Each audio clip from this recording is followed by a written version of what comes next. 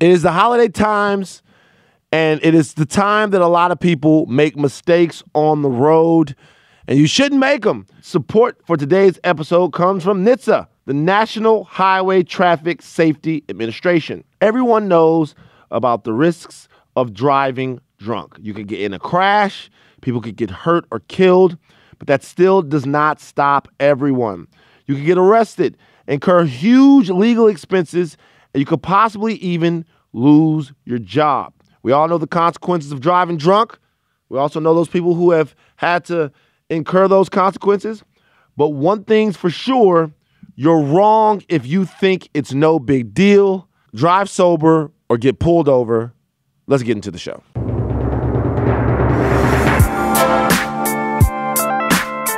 Welcome to Van Lathan's The Red Pill, where we give you the brutal reality of truth. Today's guest, Bria Murphy. Bria Murphy, model, actress, artist, all those things foremost, but also she is the daughter of Eddie Murphy and Nicole Murphy. Been wanting to talk to Bria Murphy for a long time. A lot of questions for her. First of all, Nicole Murphy is her mom. What's that like? Mama really fine. Super duper fine, mama is. Is that tough? How tough is it to be? So think about this. You're walking around, you know, everyone's talking about all the time how fine your mama is. It's like, it's cool, but at the same time, gotta get annoying. Also, what is it like to have grown up as the daughter of Eddie Murphy? Was it easy to do like the regular things that young ladies do at that time? How was dating? How was getting acclimated to some of these other situations that normal kids go through? That people try to be her friend for clout, all of that stuff. And she also has very, very strong thoughts from being inside of the modeling industry and being an actress about what the black woman is going through in society, not only through the lens of the beauty standard that they are held to, but also treatment from the brothers. This is a subject that we're going to be talking about a lot here on The Red Pill, how black women are being treated by not just society, but by black men. We're doing a podcast in a couple of weeks. They're going to bring black men and black women together to discuss this issue, but I wanted to talk to Bria about it because she had a lot to say about this on social media. Also, sometimes, you know, she gets a little risque in her photos. Not too risque, but, you know, she shows a little bit. She's a model. She's modeling out here, man. It's what models do. So what they do. The hate that she gets online from that, how does she deal with it? How does she deal with people having an opinion about pictures that she posts? And one of the most favorite things that she said was a story about the first time she met Michael Jackson. Yes, we're having somebody else on The Red Pill who has met Michael Jackson. Always love people who've been in the same room as the king. Bria is an amazingly articulate, beautiful, thoughtful young lady, and you guys are going to get to know her a lot better right now. So pop some pills. Let's get to it. White people clap for Bria Murphy. Now, first of all, you look exactly like your mom, which I never realized before. Thank you so much. And your mama fine. Thank you. I know. Yeah, I know. Your mama is fine. Is that so what's that like? It's, you know what? It's inspiring, and I'm very proud of my mom and her health and how good she looks, and it makes me just feel that much better about how I'll look at her. I was about to say, you must look at that and you go, yo, when I'm because you can't even call Nicole older. You just gotta call her. She's so fine anyway.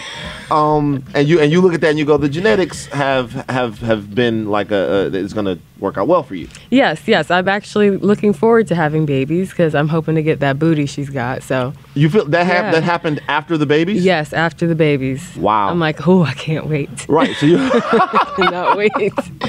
Yeah, like when I was on the streets working as a paparazzi, I would see her all the time. Yeah. And she's a nice looking lady. Do you get tired of hearing that? No, I don't like it when my friends like say it all the time and like bombard me with it because I'm like, it's still my mom. And I have to tell them I've had to tell people before, like, okay, like people will give my mom a pass because, she's a celebrity. So they think they can just say whatever. And I'm like, now put your mom's head on my mom's body. And I'm like, is it okay still? And they're all like, nah. I'm like, okay then, so chill. Wow. So sometimes it goes too far. Yeah, sometimes. Do people like on social media and stuff like that like say that a lot? Like, yeah, and I'm protective. It's my mom. Right. You only got one of them. That's true. Yeah. That's true. You only got one of them, and sometimes they fine. Yes. So you're modeling. You're a model. Yes. I mean, I haven't been modeling the past 2 years though. You took a break. Mm-hmm. Why'd you take a break? I've been painting full time now.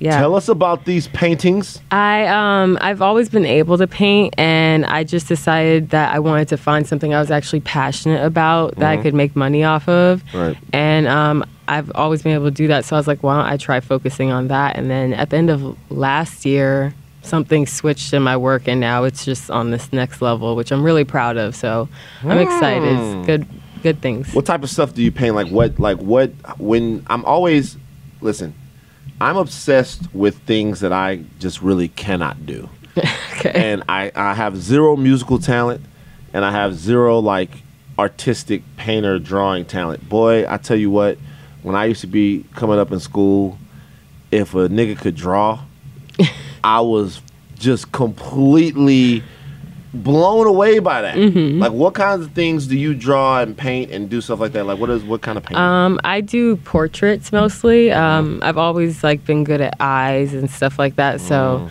I've been really into portraits, and I'm obsessed with like ancient astronaut theory. So I've been incorporating lots of stars into Ancient my astronaut pieces. theory. Yes. What is that? Do you watch Ancient Aliens? No, I haven't seen Oh it. my God, it's the best thing ever. What is that? What do you mean? Okay, so basically, ancient astronaut theory is all based around the idea that aliens brought us to Earth. Oh, that they dropped us off here. Yeah, and they proved this through like ancient ruins and stuff, and they'll go back and show you. Well, they try to prove it, right? But when they break it down and they explain how civilizations back then wouldn't understand high technology and might interpret it one way, it kind of adds up, and I just love that idea. That aliens, because there's this movie, Austin, you probably saw it.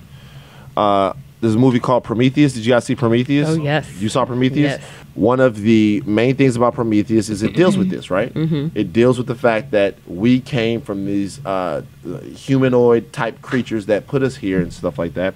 So you draw about these things. Yes. You make paintings, you paint about them. This is part of your I art. try to incorporate that as like a message in my pieces. So what I'll do is I'll paint stars into the shadows that are like on the women, and I'll include constellations that ancient civilizations have claimed to come from, and I'll like hide them in there. Well, not really hide them, but they're in there. So you're kind of weird, huh? I'm very a little weird. bit, like, cause like just a second, because this is interesting. How does one get involved into the ancient? Like, what turned you on to that? I was very close-minded for years, and I just revealed myself to be. And actually, I just saw something weird in the sky one day, and I realized like how small we were. So I just started, opening up to the idea that we don't know it all, and like I still believe in God and everything, but I just don't know about just the way we got here and where we come from. I don't know if that's smoked out when all of this was happening. Of course. Yeah, just kind of because when you start to see everything is different when you smoked out. But I had other people with me, and they weren't tripping too. We were all in the car like, did I just see that? And everybody's like, I thought I was high. I'm like, okay, no, it's not just me. Right. You know what's funny? Do you guys remember maybe like 6-8 months ago or something like that, when the Falcon Heavy Elon Musk had in the sky? Yes, everybody was freaking out. I was legitimately loading shells in my shotgun. Like I was legitimately. I was like my brother hits me up. Was like, yo, look in the sky. I'm like, my nigga, what? and I start thinking to myself. Yeah, I started thinking to myself, yo, it's about to go down. It's about to be looting and shit like that. I'm in there, I'm loading the shotgun, getting it ready. Dude, 2018, you gotta go on Twitter first. You can't just start loading the gun. I went on Twitter, and everybody on Twitter, because it took them a second to disseminate the information that it wasn't what we thought it was. Everybody on Twitter was freaking out. Like, yo, what is this in LA? People hit me up like, yo, fam, you straight? I'm like, nah, dog, I'm bugging out. You know what I'm saying? but it ended up just being like a thing, like a spaceship.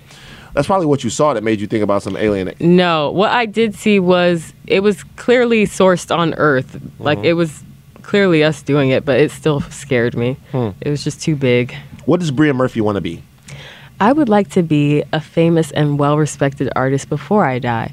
Interesting. Yes. You want to smell the artistic roses. Yes, I do. Maybe like Banksy. Yes. Because Banksy is atypical for an artist because most guys don't find that they are lauded to this degree while they're still here. Yet Banksy is getting all of it right now. Exactly. That's kind of what you want. It's exactly what I want. How long did it take you in your life to decide what it was that you wanted to be?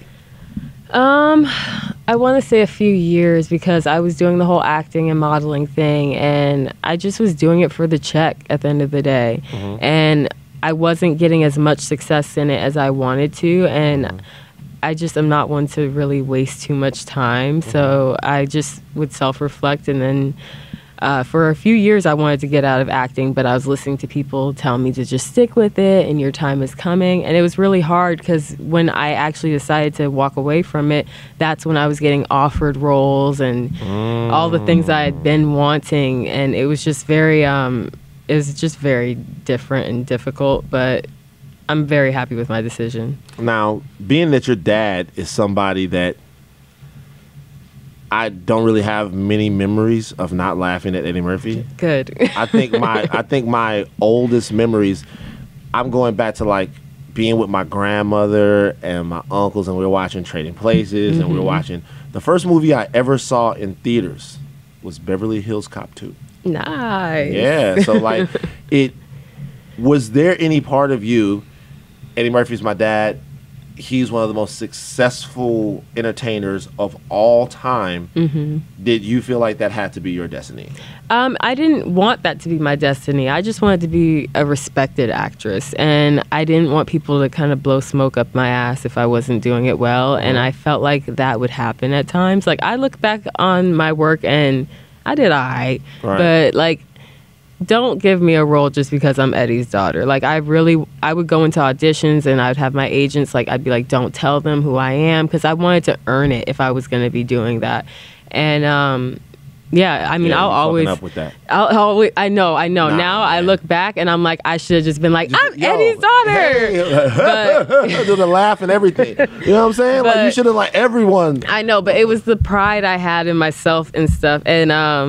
And I always you wanted to get it on your own. Yeah, and I tell my siblings like that want to pursue acting to do it differently, but you live and you learn. Speaking of your siblings, you have a lot of them motherfuckers. Have a lot.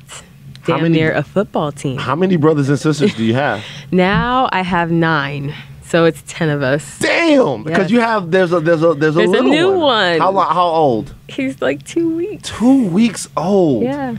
Eddie. Keep getting it. I see you, Eddie. I see Eddie out here in these streets. Yeah, why not? Do you like? Is that like? Are you ever like, damn? We splitting up this inheritance a lot of ways. No. I'm trying to make my own money. I feel you. No. But what is it like to have such a big family now? Your Pop's got a lot of kids. It's nice. We're very, very close knit, and really, yeah, really supportive of each other. Unlike a lot of families, I'm realizing like. People are usually surprised. Like I've actually had people be surprised when I'm like out with my sister. They're like they can't believe we're sisters because we're so nice to each other. But we don't like having issues with each other. It's just the way we are. And it's anytime a new baby comes, you can't imagine them not being there in the first place. So it's exciting. Yeah, it is. You was there a realization for you to like when like you realized that your dad was like super famous?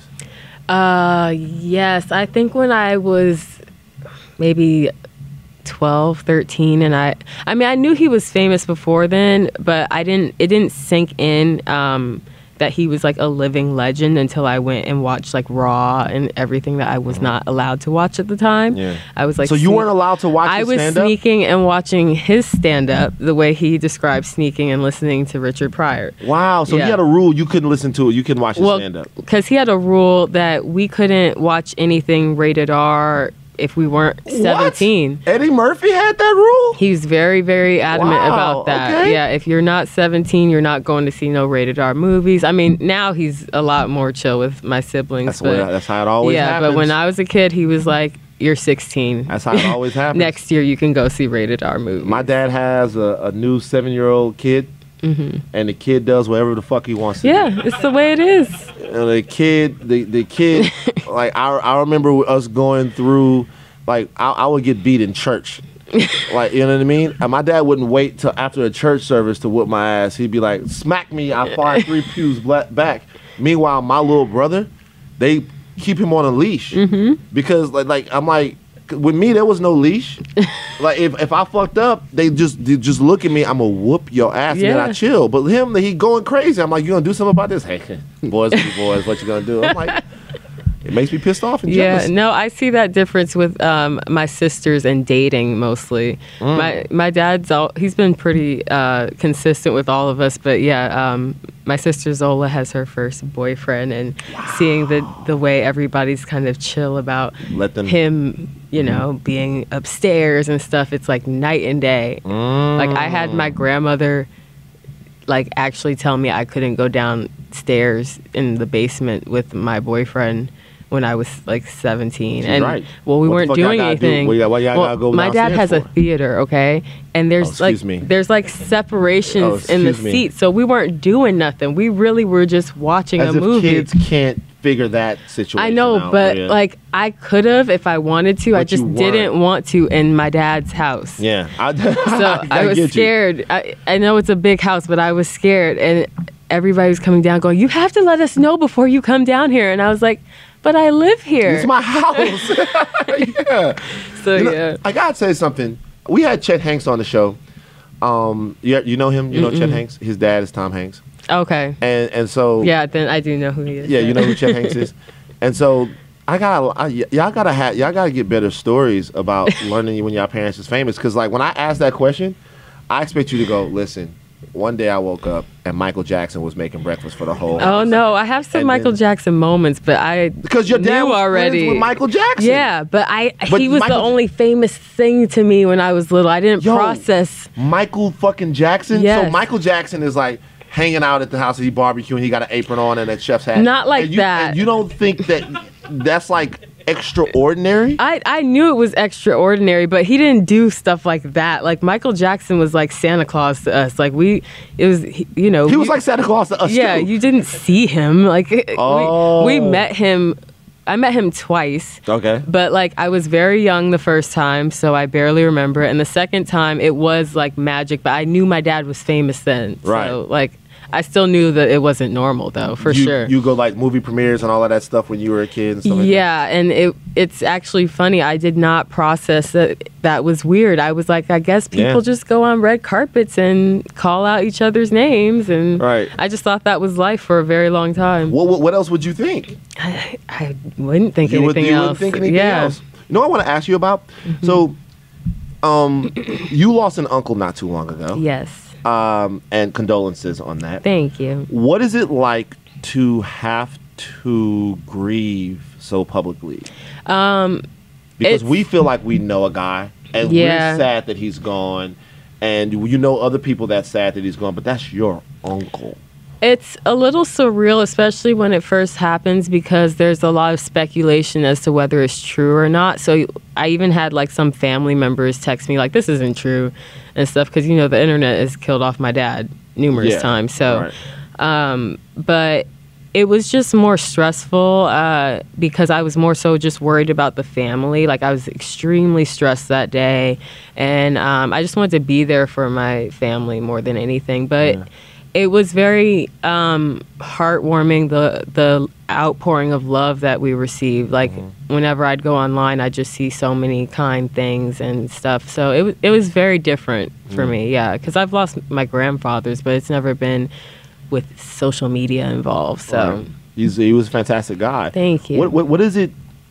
You said that kind of in passing. That's interesting. The internet has killed off your dad so many times. Yes. What the hell must that be like? Annoying and Scary too, a little scary bit. at first and a little infuriating. I remember the first time that I saw it happen, it was because Joe Budden had tweeted it.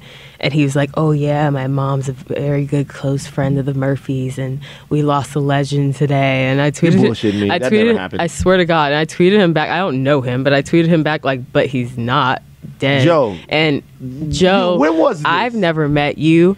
I've never met your mom. How long ago was this? This was years ago. Right. I mean, it was on Twitter, but like, I was still like, I don't know you, nigga. Like, what you mean? Like, do you want to be the first one to announce it? Like, I didn't get the point in that, but Right. whatever. Right. That's you seem like you. I mean, that was. Look, her face changed. She mad about it. I was like, she's why are you trying to be the first one to disclose this? It was just weird. He was Yeah. like on Love and Hip Hop then, and it was just like, He's on Love and Hip Hop now. yeah, he's back on. I haven't been watching. Yeah, Joe's changed. Yes. I'm sure if you knew Joe now, you and Joe would get along. I'm sure. Joe's sure. a great guy. Yeah. But you're still pissed about him. I thought it was weird, but Yeah. you know. So you talked about having boyfriends. Mm-hmm. You're coming up and you're like a celebrity and stuff like that. Like, were you like? Did you go to like Beverly Hills High and all of that stuff like that? I actually went to a school called Wildwood, and it's funny because nobody in LA knows what is that school is. Awesome, you know Wildwood. Yeah, very, very private. Mhm. And I was very, very sheltered up until then. I was homeschooled up until 9th grade. Mhm. And my first boyfriend was actually somebody that my mom hooked me up with. Interesting. Yeah, and we had been actually ever since then on and off for years, and I'm actually with him now. Who is this guy? His name is Larry Drew Oh, the second. Larry Drew the second. Yes. UCLA. Yes. Yo, do people know this, that you were Larry Drew the second? I mean, I don't hide it. Let me tell you something about Larry Drew. Let me tell you something about Larry Drew the second. Okay. I don't know. You know Larry Drew? I just know the Cavs coach is. Yeah, that's his son. That's his son. Yeah. Hey, I'm gonna be real with you. This nigga should be in the NBA. Yeah, he should. Like Larry Drew.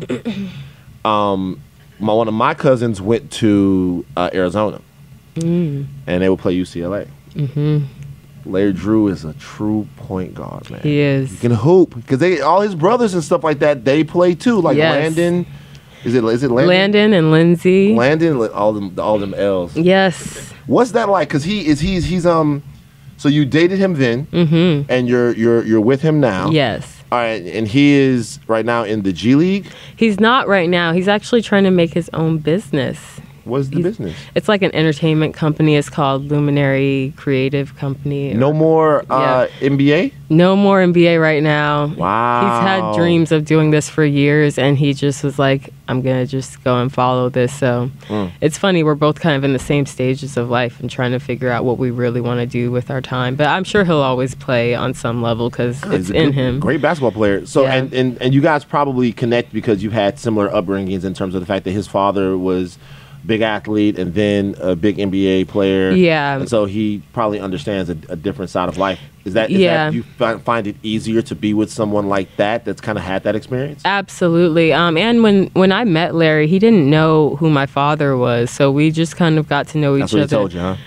That's what I believe him. I believe him because we were little. We were like, he was 14. He didn't- Lots And he of had people. never seen Shrek, right? Yeah, Cool. lots of Yeah. people didn't know Way to my go, dad Larry. It had worked. kids. It worked. Like he never, it worked, Larry. Sure. So, yeah, no, it was nice having somebody that understood it a little bit more because I have tried to date regular guys and it's always a thing for them, even when they act like it's not a thing. Yeah. So, and even celebrities have acted like it's not a thing, and it is. So, it's What just- celebrities have you dated? I'm not disclosing that. Which ones, though? No, I'm not going to talk about Tell that. us. They're not worth it. Oh wow! They're not worth mentioning. But so you feel like you've still been able to lead a somewhat normal life, even though you come from the finest mama and then the funniest guy ever. Yes, for the most part. For the It most hasn't part. been too chaotic. What was modeling like? Modeling was fun. It's just there's a lot of, criticism and stuff. And when I started, it was just before things were kind of loosening up and being more inclusive. I feel like now you can look anyway and it can work for you. And when I was first starting, there was still a specific look that was kind of popping at the time. What was that look? Just tall, skinny, Right. white girls. Like, that was it. And I would go in and I'd be the only black girl. And I'm small, but for a model, I'm pretty curvy compared to them. So I just wouldn't have the standard look. And it was just hard. It was harder than I thought it was going to be. You know what wave you also missed? You also missed the celebrity model wave. Oh, yes. Which is the Jenner and the Hadid. Yes. And the... I was right before that. Cindy Crawford's kid, and not saying that these people aren't deserving. I'm just saying that now a lot of the models that we talk about, it seems that they have a Jude Law's kid. They have a connection to someone famous, and those are kind of the models that are up there. Absolutely. You got it just before that. Do you feel like going through that and sort of with your body type and being a sister that it was in any way a reminder of a certain beauty standard that you feel like is unfair? Back then, absolutely. But I wouldn't let it kind of get in the way. I would just do what came to me at the end of the day. And I just kind of accepted it for what it was. I was hoping it would change, and it has been changing. So I applaud, the fashion industry for opening up a lot more. But yeah, it just wasn't my time. Do you feel like black women are appreciated enough for their beauty? Not at all. Not at all. Let's I feel like you were talking about blackfishing on your page, and you saw that I commented about that. And I feel like the traits of black women are idolized only on different races for some reason. And those races don't even naturally have them. So it's kind of annoying to see how things have changed in the sense that there's this, the new look is big ass, big titties, big lips, and all these things that other races just simply don't have. And when black women have them, we still don't get recognized for them all the time. So do you feel like that, because in putting that post up, I wasn't trying to ignite a debate between black women and black men on my Instagram page. What I was trying to do was show a video that I thought was absurd. And the reason why I thought the video was absurd, and it's my right to think the video is absurd, because I just think that, I want to have a society where people can do whatever they want. Yeah, naturally. Yeah, you can do whatever you want. And so kudos to the lady that was darkening her skin or whatever. But I just think that kind of the difference between black people or any marginalized group or oppressed group is that the parts of our culture that have stood the test of time, like people died for them, right? Exactly. And people were killed for them. And so appropriating them or taking them or mocking them is a little bit more painful to us, because so many of the things that we do and so many of the cultural traditions that we have cost us so much. Exactly. And to mock or emulate or try to pass for the beauty of a black woman when black women aren't even being celebrated for their beauty, it just bothered me. Yeah. What I noticed happened in the comments, though, was a schism and a war between black men and women. Which is sad. And for me, I didn't realize that there is this issue. I did realize, of course, that there was an issue, but not to that degree, to where everyone is fighting. Do you feel that black men appreciate black women's beauty enough? Yes and no. I feel like there are black men that do appreciate black women's beauty, but there's a big majority of them that don't. And I feel like that's more to do with their idea of, it's not just our beauty and stuff. It's also just our personalities and everything. Black men right now are in this stage where a lot of them don't like, they want strong women, but they don't like dealing with strong women. And black women are strong women. And we are labeled as combative and, just very assertive. And lots of guys want their women to be more submissive. And so they'd rather go and get a girl who looks like a black girl, but isn't a black girl, because she's going to do whatever they want him to do. Right. So Okay. And I feel like that plays a huge part in it. And is that something that you've experienced out here in LA? Absolutely. Absolutely. I've been told I'm old-fashioned and all these things just because I simply respect myself and hold myself to a higher standard than lots of females do today. There's this whole movement of just like sexual freedom and stuff, and I understand that, but I don't conduct myself in a certain manner, and I think it confuses a lot of people. But as far as the beauty thing goes, I really think it has to do with just this, like, they want their cake and they want to eat it too. And I think that's where the line kind of gets blurred. Right. And it's just hard for black women now because everybody has got big asses. Like, nobody's individuals anymore. Like, Right. and it's tricky. And Can I tell you something though? tell me. Everybody has big asses, and big asses are great. Yeah. And big asses are great when whoever has them, but the big ass of a sister is different. I agree. The big ass. Austin knows what I'm talking about. Austin's over there. Having a big ass is great, and we all love. But like, a black woman's body is still undefeated. And a Like, natural body. A natural body is undefeated. Oh, here we go. Bria Murphy hates fake asses. Go. Yeah, I don't like it now. I mean, it was, if you have no ass, if you're like this table Yeah. and you get your ass done, good for you. It's when you go overboard that I'm like, what are you trying to prove? Right. Like, and You feel like that's harmful in any way, though? I mean, it's like, it's very harmful. Like, they're going to hurt themselves. Like, my thing is this. We've had like things like nose surgery and stuff like that for years. So we know when you get old, that's not going to affect you. You don't know how this shit is going to affect you when you're old. yeah. We don't have any old people that have had it for 60 years, you know? So I just think it's not safe yet, or hasn't been proven to be safe yet. Yeah. And as somebody who doesn't have their ass done, I don't like it. I don't. What bought? Because listen, to me, like, fake breasts don't bother me, right? They don't bother First of me all, either. It really, none of this stuff really bothers me. We're talking about in the state. I don't want to make anyone feel like who has fake breasts or fake ass feel like we're coming at them. No, we're just talking here. Fake breasts don't bother me because it feels like decoration. Yeah. Fake ass bothers me because it feels like a lie.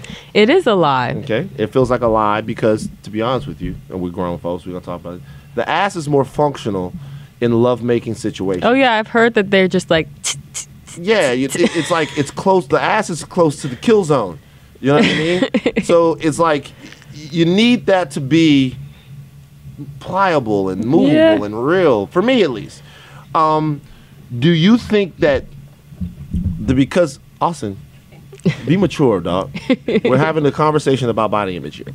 Do you think that because things have gotten so bodacious with some of these looks and everybody is all out here like that, then in a way our sense of what a woman should be is perverted? Absolutely.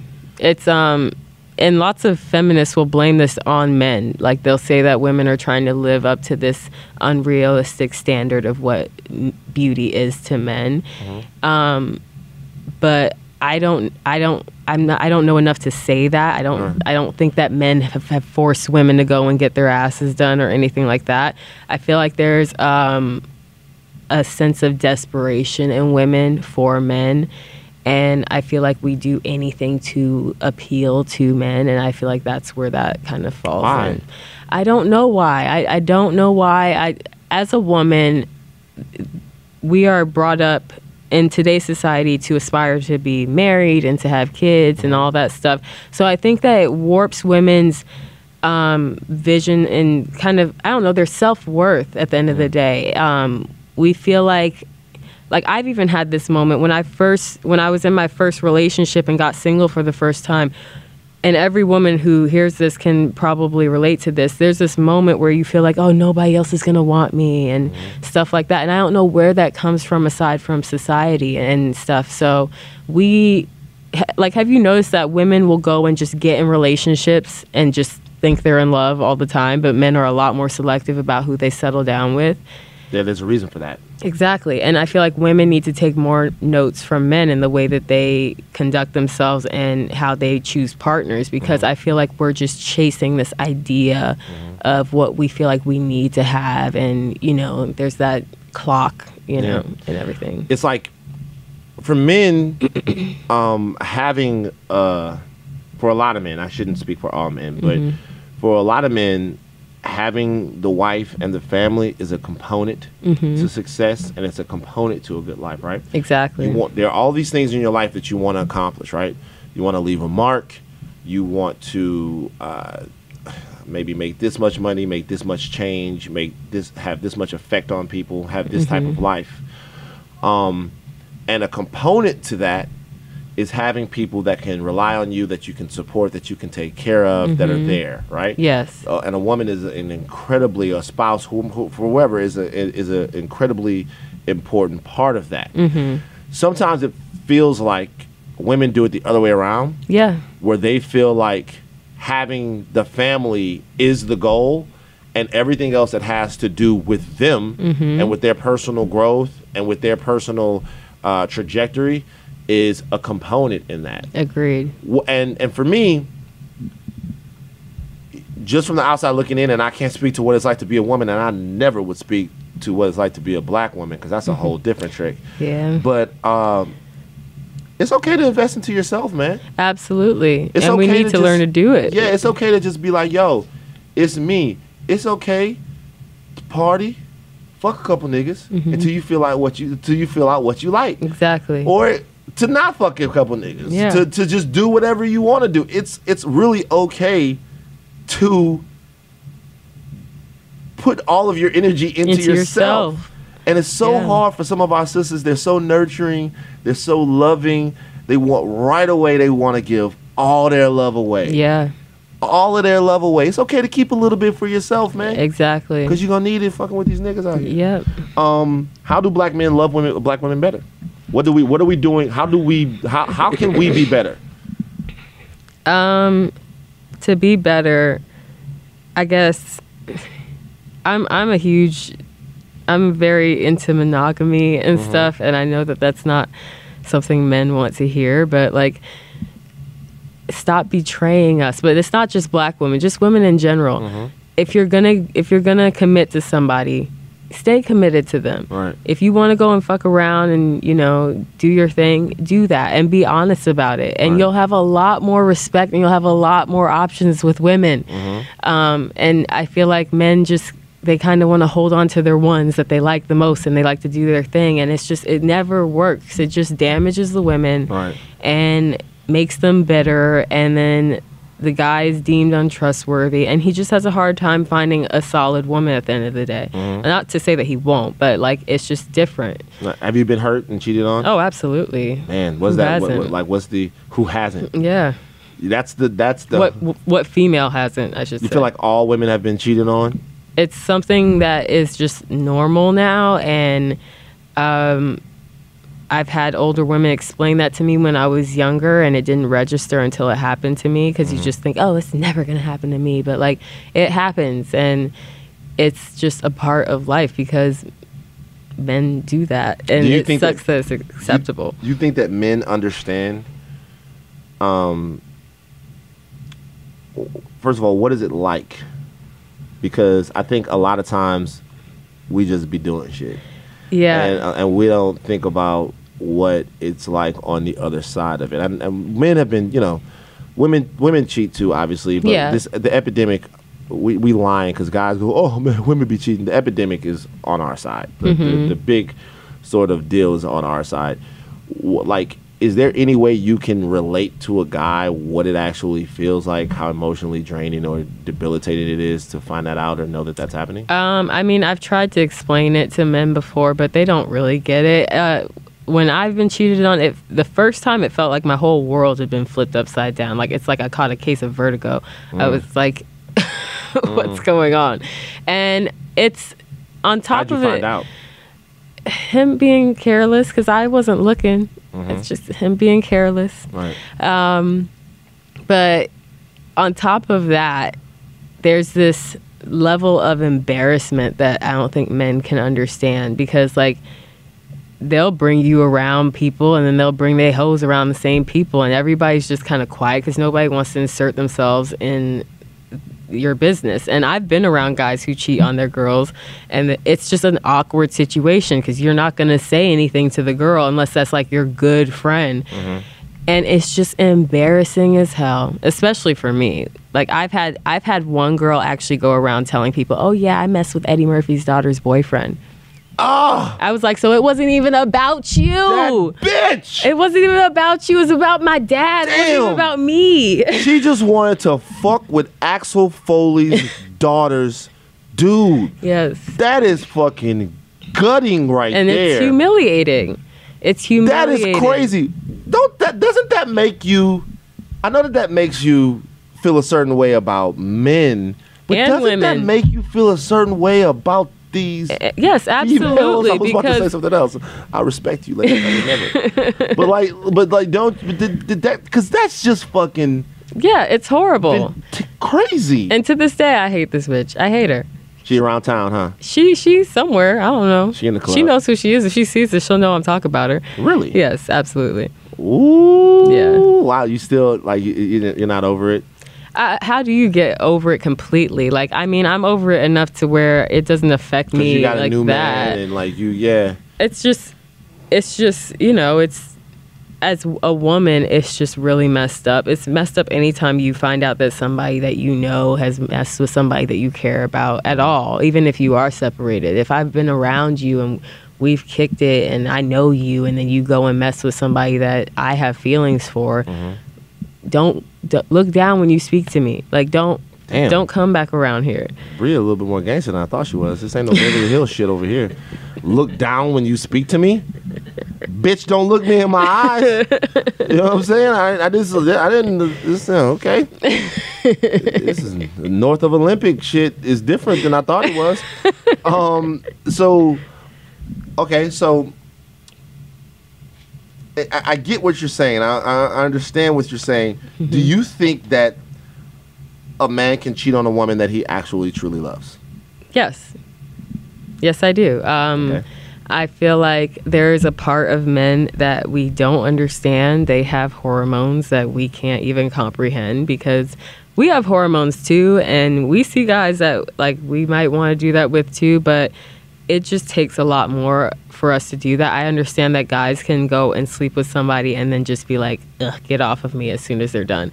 So I do think that it can happen. I just don't think it's smart on the man's part if he chooses to do that, because we will find out. And if you do it enough, it's going to ruin everything. Like, if you hit a dog enough, it's eventually going to bite back. And men, it makes me mad when they do it, because my thing is, if I did it to you, you couldn't handle it. Like, men can't handle it. Women can get through it and work through it. If a woman goes and cheats on a man, he can't ever be around her again. Right. So there's this double standard. And it's like, how can you expect one of us, but y'all can't even hold yourselves to it? So my mom used to say that. My mom used to be like, so my mom would say, she'd say, women go through disappointment after disappointment after disappointment, but men always have one bitch in the 10th grade that broke their heart and ruined them forever, that they can never get over it. And now every single other woman that they meet has to pay for it. Has to get treated like shit forever because of the one woman that broke their heart. Meanwhile, they just do their shit over and over and over again. Listen, man, this is something that's going to go, this is something, I got to be honest, that's only going to get worse. And I mean, with the way things are. With the way things are, the connectivity. It used to be, like, if you wanted to, like, have sex with, say, if this is 1973, and you want to fuck Marvin Gaye, do you know how lucky you had to be to fuck Marvin Gaye? Oh, yeah. You either had to have enough money to get on a plane to go where Marvin Gaye was going to be performing, right? Or Marvin Gaye had to come through your town, or you had to live in L.A., New York, or somewhere and know where he hung out. You just couldn't be some random lady in Tallahassee or some random whoever anywhere and have sex with him. Now, you can. Yeah. Now. Slide in the DMs. Slide in the DMs. Enough. They'll fly you out. It's over. Yes. Everybody has a shot Yep. at everybody. It's scary. Everyone has a shot at everyone, from all the way up here to all the way down, and it's changed things so much. Yeah.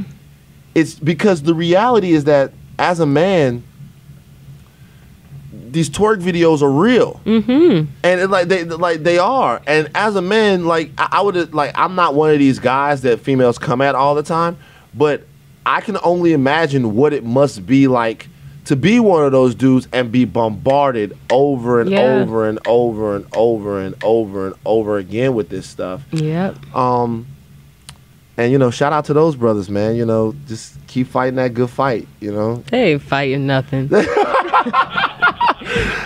fighting that good fight, they man. Are rolling with it. I feel y'all out here, man.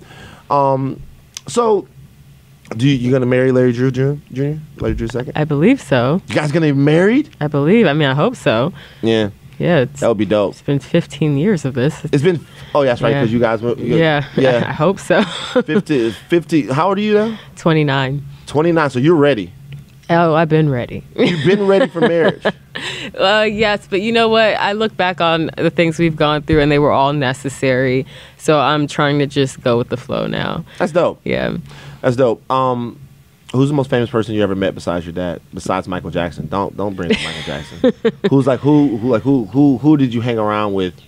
Like who was like around? I want to know about this I've lifestyle. been around a lot of people. Will Smith.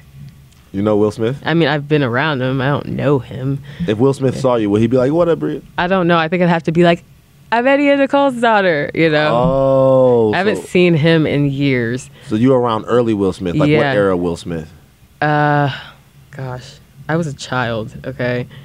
Because I was like 13.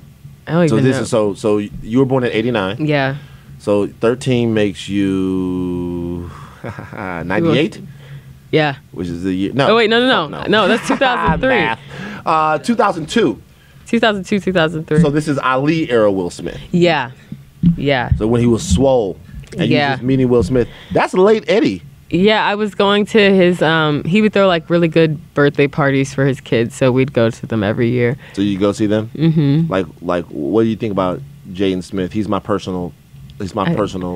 I love the Smiths. Like Jaden Smith is my personal example. I love the Smiths. He's who I follow. I think they're brilliant. I think they're brilliant too. I think they really, to be honest with you, I'm gonna be honest, hot take here. People think that the Obamas are the first couple of Black America. Not to me. I think it's the Smiths.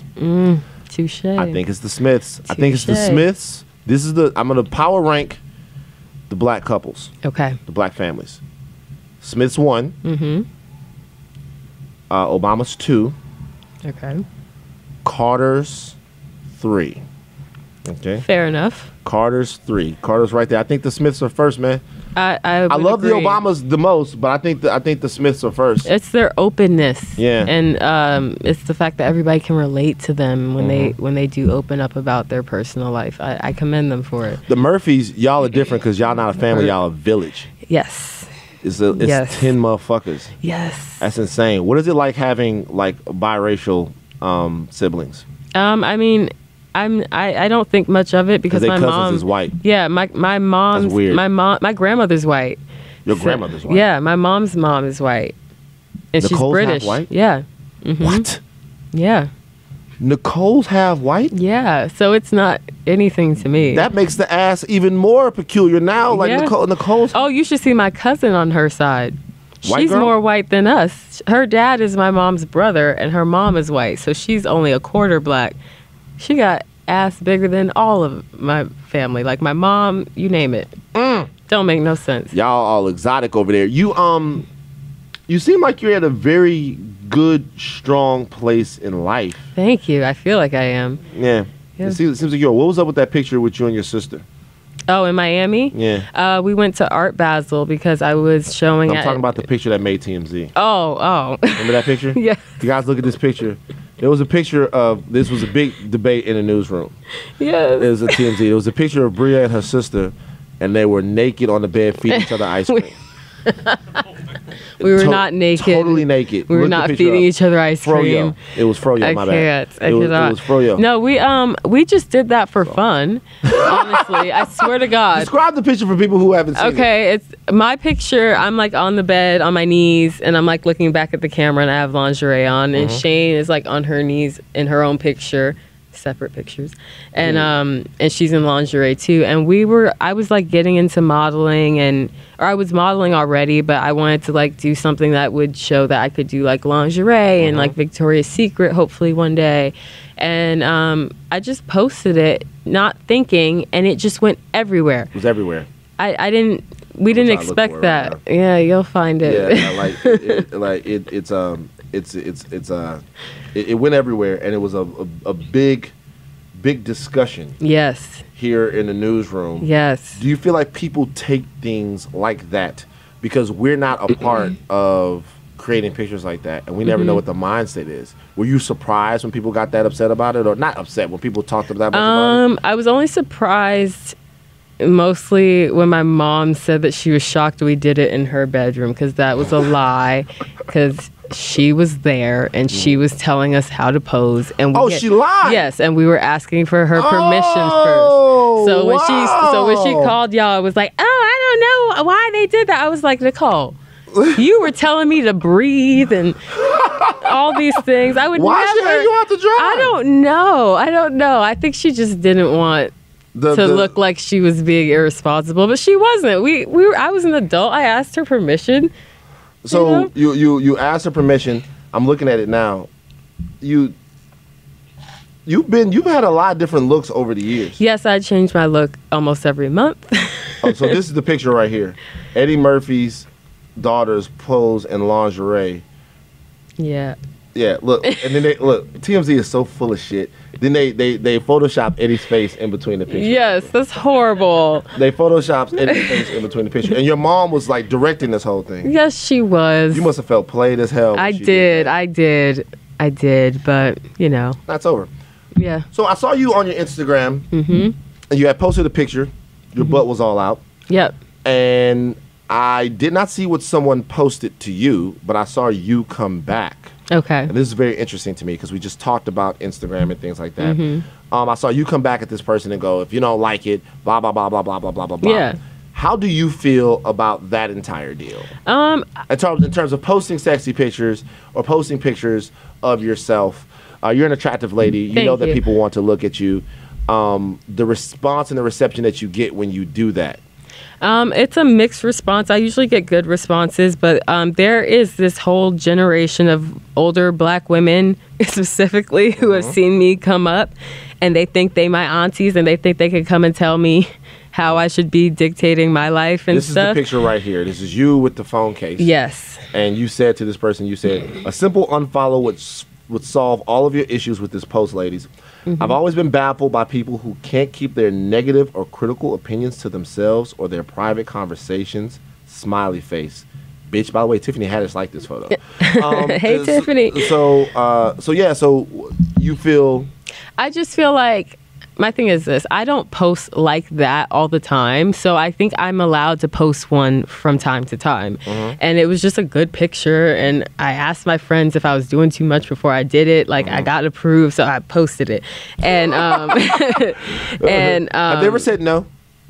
Have you ever? No, because I'm not out there like that. So no one's ever said, that's too much, don't do that. No, but the people I ask, I know would tell me if it was too much. Before you post a picture like this, do you ask Larry?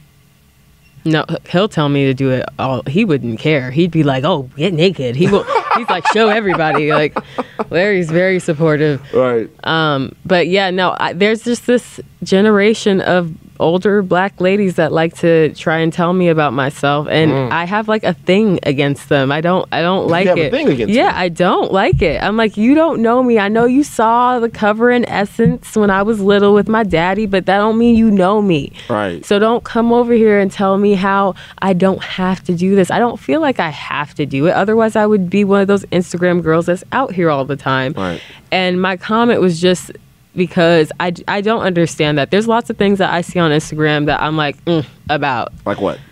I see girls with their titties out, like completely just see-through tops and just doing thirsty things all the time. But I would never go out of my way to go on their page and say, oh my God, you need to cover up, because it's not my problem. I don't know them. Like, it's just not my problem. I often wonder about people like that. And I often wonder, how triggered must you be to, I mean, and seriously, not even to sound righteous, but like, yo, man, you see something on Instagram and it's somebody showing their body or doing whatever, and you go, yo, this is beneath you, or blah, blah, blah. It's a lot. Like, you don't know me. You don't know what's beneath me. Right. This might be me. Yes. Right. So, do you have a problem with the Instagram models? I don't have a problem with them. I think they just make it. I think they're just a part. Like, I associate them with all the fake asses. Like, there's just this movement, and I feel like they're like the hot purses that everybody wants to carry. And I don't know. Like, I'm not friends with any Instagram models. And could you be friends with an Instagram model? I'm not sure. I don't know any. I feel like if you are that dedicated to Instagram to where it's like your life, I don't know how I could be friends with you, because I feel like our values are different, and we'd probably butt heads, and I would secretly be judging you, and I just don't like having friendships like that where I'm secretly judging the person. How the fuck did you come up so wholesome? Thank you. Were aren't you supposed to be like a wild Hollywood kid? I've met wild Hollywood kids young. Who's the wildest? Who's the wildest? I don't want to say who. I don't want to say names. No, I've met Hollywood kids, and from a young age, I was like, I don't like that. I don't want to be like that. So, it's just been a thing for me. Like, when I was little, like 4 or something, like playing on a playground, I tried that shit one time. Oh, my dad is Eddie Murphy. And the kid was like, so? Yeah. And I learned then, I was like, that doesn't matter. Right. What's Eddie Murphy's worst movie? Worst movie? Worst movie. Because he's got, listen, if you make movies as much, how about this? The Eddie Murphy movie you like the least? That I like the least?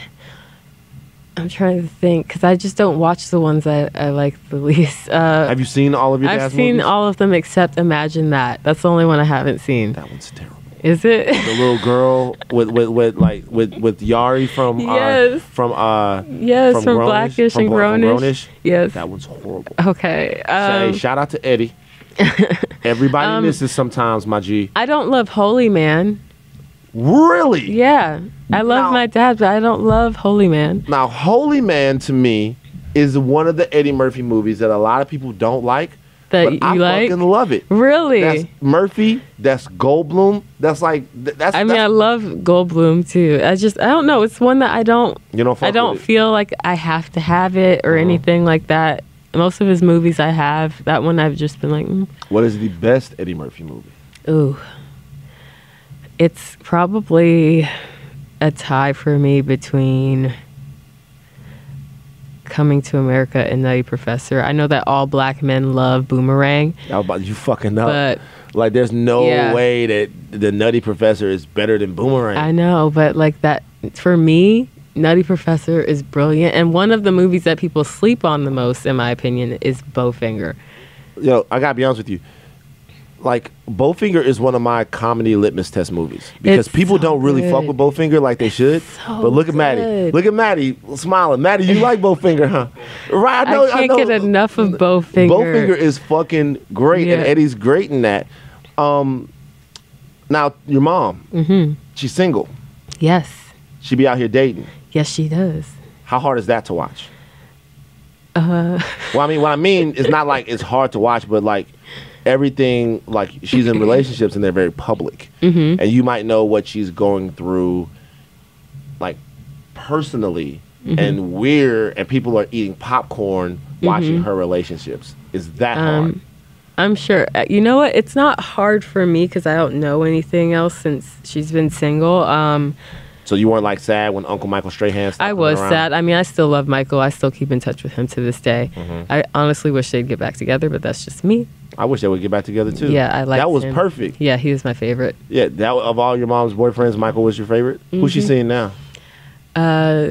This guy named Rod, I think. I don't know his last name. Probably like a trainer. I don't know what he does. Rapper. What if you dated a rapper? What if your mom dated like, I don't know, like would you tolerate her dating like a rapper? Like if your mom was dating Wayne or something like that? No, you wouldn't want her to date Wayne. Well, no offense to Wayne. I love Wayne. I love Wayne too. Who would you want to see like Nicole settle down with? Like, give me a type of guy. Michael Strahan. like a Michael Strahan. You want them to still work out? Yeah, I mean, I think he's just so up here. He's just the best. Great. I love him. How did that happen? I don't know. He's one of these guys that got fucking hit in the head a lot, but it didn't seem to affect him. Yeah. No, I don't know. So you were upset when that one kind of ended. Yeah, I was disappointed. I was like, come on, y'all can work it out. Yeah. Then she was just like, no, like that's it, it's over. Yeah. Yeah. It's tricky. Love Nicole. One of the things I miss about Beverly Hills. It's Nicole coming to get a smoothie from Judy's Deli. This seems really. I'm gonna piss some people off if I keep talking like this, so I'm not going to. But I'll tell you what, Nicole, the workout regimen is working. Yeah. But I'm not trying to holler. Don't get mad at me. But Nicole, the workout regimen is working. So listen, you see yourself in 5 years where? 10 years where? 5 years. 20 years, you're going to be fine like your mama. Thank you. All right. Hope so. Right. I need to get in the gym like she is. 5 years, I hope that I have like my own gallery and I'm like selling work consistently, and I hope that the art world has accepted me in 5 years. 10 years, I would like to actually be like teaching courses on art and stuff. Like I want to go to like colleges and speak about it, and I want people to study my work and stuff like that. Like I just really want to be respected for what I can do. Is your dad ever going to do stand-up comedy again? Probably. He said he would before he retires. So when? I don't know, because he said he was going to do that at 50, and that it's been a long time, man. Yeah. Like I was trying to put my little brother up on some Eddie Murphy stand-up, and he was like, all right, cool. And I was like, yeah, we're gonna watch Raw. He's like, yo, my nigga, this shit is like 1987. It still works. He was like, you don't have anything more recent? I'm like, Eddie hasn't been on the stage in years. But it's still recent. Raw works today too. Raw works today. I don't know if he could do that set today. No, it'd be very awkward for us now. We'd be like, what do you think about that? So look, Kevin Hart and the Academy Awards and all of that stuff like that. If you watch Delirious and Raw, just to be honest with you, the language is a lot different. Yeah. There are a lot of gay jokes. Yep. There are a lot of jokes that people would be upset about now. You know Eddie Murphy. Do you think you've watched a guy do jokes like that? Because Delirious is like 81. He must have been like 20 or 21. He was young at that time. So you've seen a guy go from being a younger, wilder comic to being a guy who is aware of all of these things. And 83. Like so Eddie was probably like, he was born in 1960. So he's probably 23 at this one. Did I just call out the year Eddie Murphy was born? 69. 59? 69? Not 69, because that would make him Will's no, age. That's Mom's age. So he's 60. Boy, if I know your dad's birth year and you don't. I have it tattooed on me. The year he was born? Yes. His birthday? Yes. Okay, well, him and my mom. Well, what year was he born? 61. Okay, so he's like 22. So you've seen that. You've seen a dude, and you've always known him as your dad, but you can look back and there's evidence that Eddie Murphy used language and talked in a way that no one was tripping on then. Yeah. But they would definitely trip on now. And as a stand-up comic, he's changed. When you look at a situation with Kevin Hart and jokes even 10 years ago happening, like, what do you think? Is that what they're on him for 10-year-old jokes? Yeah, it's like 2000. Well, not quite 10. Like some of the jokes are as 2009. So it's like, and then some of them are for like 2011, just tweets and stuff like that. That I think it's a little unfair to do that to Kevin, only because I'll go back and watch things that I grew up watching on TV, like Boy Meets World and stuff. And there's jokes about gay people and that would never be acceptable on TV nowadays. So I think it's just a little bit unfair to hold Kevin to that standard just because of something he said 10 years ago, when things have changed so much since like 2012 alone. Like everything has been different. So I just think it's a little unfair. Yeah. I agree. Listen, we're gonna let Bria get out of here. I've learned a lot today. Okay. Number one, if I ever have, I want to say one thing too. By the way, we talk a lot to Chet Hanks and to Bria Murphy about their lineage and their parentage because it's part of their story. But I just want to let people know just how impressive in their own right both of these people are. Thank you. All right, just how impressive in their own right both Chet and Bria are, and just how disappointing they're growing up with celebrity stories. Like I really wanted better like stories. Like I wanted stories like, yo, I came downstairs one day and my dad was downstairs and smoking weed with Steve Martin. And it was just one of the craziest things never happened. No, I mean, I have a crazy Michael Jackson story, but like... Tell me. Okay, so... Quickly. Not quickly. You got as much time as you want, but I want to know it. I'm not in a rush. Okay, right. So I remember I was about 9 years old, and I remember all of us had a Michael Jackson phase. So the Michael Jackson story starts off with you being 9 years old. Yes, okay. Yes, it does. Okay. Sorry. Sorry. Right. So we had been begging my dad to meet Michael because I barely remembered it, and my sister Shane was obsessed with him now, and my brother Miles was too. And we were watching his videos every day, and he was like, if you pray every single night, you will meet Michael Jackson. So what? I swear to God, he said this. So we would get on our knees every night and pray to meet Michael Jackson every single night for like months. So one day my dad gets a phone call and they're like, it's Michael Jackson on the line. And he's like, Eddie, the angels have been speaking to me and I want you and your family to come to my house at Neverland Ranch. And we all went. And it was like, that was the first time I realized like how powerful prayer was and everything. Right. But we went and we stayed there. We stayed the night and got to like go on all the rides and see all the animals. You've been to that fucking house? Yes. Crazy. Yes, it was incredible. And I will never forget it. It was incredible. That was, so you guys rode the rides and we rode them with giraffes. him. We rode them with him. We were on the ship ride and his music was playing. And he was like doing his neck. And my brother and I were like, yeah. Wow, was Eddie there? Yeah. He even got on the rides. Man. I was like, oh my God, Dad's getting on rides. Okay. Damn. Yeah. See what I'm saying? Yeah. When I ask you if you have any cool celebrity stories when you're... I thought you meant like in the house. No, man. That's what I want. Okay, I got so many more of them. That's the most epic celebrity thing that's ever happened. That's actually the most epic story we've had thus far. Yeah. Praying for Michael Jackson and he appeared. Yeah. I have surreal moments, but like that's the most epic by far. Once again, we'd like to thank NHTSA for supporting today's show. Everyone knows about the risks of driving drunk. You could get in a crash, people could get hurt or killed. But that still doesn't stop everyone. Listen, driving drunk is a very, very serious thing. You can get arrested, have to pay out your pocket huge legal expenses, and you lose your job. So you have all these legal expenses, but you don't even have a job to pay for them. Best way to not have this stuff happen? Not to drive drunk. We all know the consequences of driving drunk. One thing's for sure, you're wrong if you think it's no big deal. Drive sober or get pulled over. Very important message for the holiday season. We'll see you next time on The Red Pill.